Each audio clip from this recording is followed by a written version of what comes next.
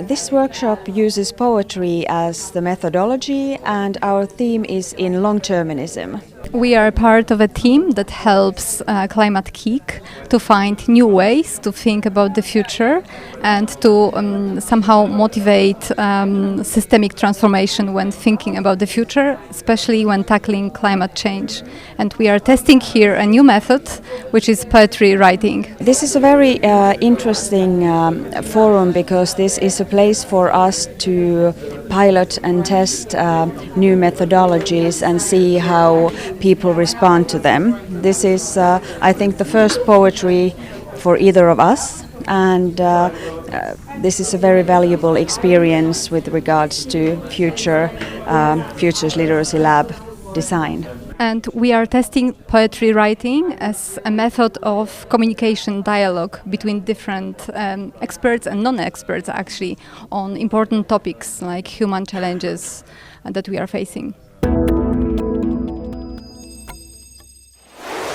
Futures literacy is a way of trying to make sense for all the uncertainty that lies ahead, and of course to try to understand how our modern day actions affect on the future, because sometimes it seems that it's easy to think that I am here just for myself and what I do doesn't matter, but actually when you are thinking with long-term context, you start seeing patterns and see that it matters.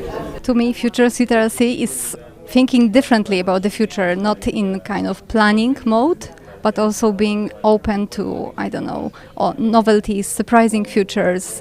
It's like really taking care of opportunities arising.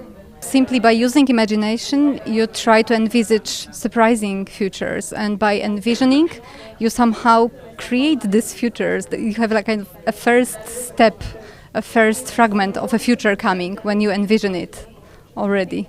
So it's somehow your imagination embodies future. For me, it's a way of increasing the resilience of personal resilience in this day, to realize the different kinds of opportunities there might lie ahead.